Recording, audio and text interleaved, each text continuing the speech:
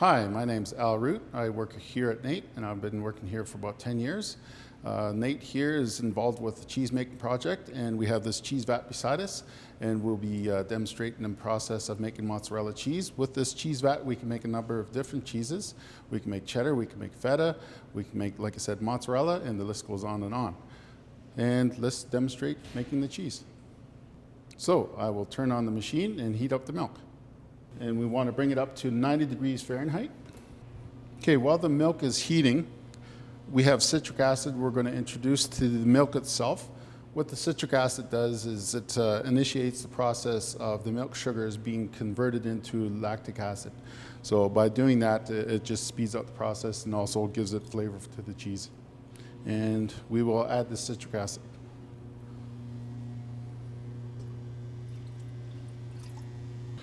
Once we get the proper temperature, then we will add the rennet, and that'll start the congealing of the curd mass.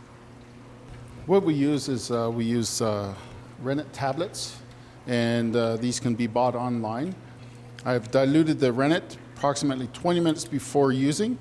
That gives it enough time to waken up the enzymes in the rennet itself.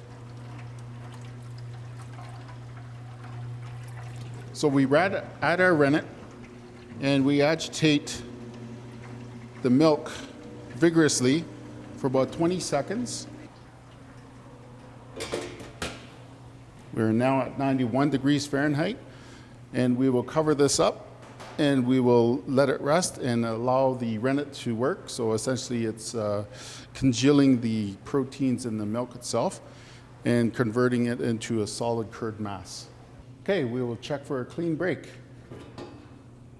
For checking a clean break, basically what you're doing is you're checking the density of the curd mass. Has it come together or not? Okay, so the purpose behind this is to, again, check the curd mass. So you scratch the surface like this, come under it, and you lift.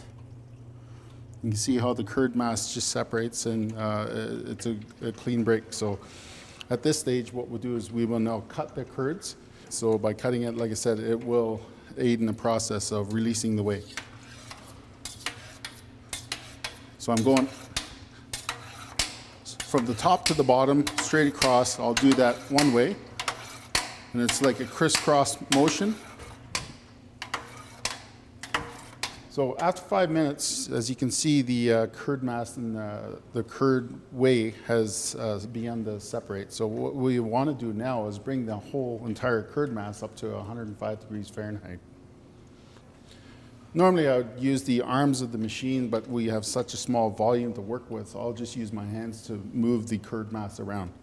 We will strain the curd mass and we'll proceed to melt the curds in the microwave. And as we pull our mozzarella out, as you can see, the texture is starting to bind together quite well, and it's nice and stretchy, and it's got a good sheen to it. And again, all we're doing is working it like a loaf of bread, and by doing that, you're stretching the curd mass, or you can put on a little display of allowing the gravity to stretch the curds, or I can just turn it into a nice little loaf like this, cool it down in our water bath, just to stop the heating process, and basically work with your cheese, and that is mozzarella.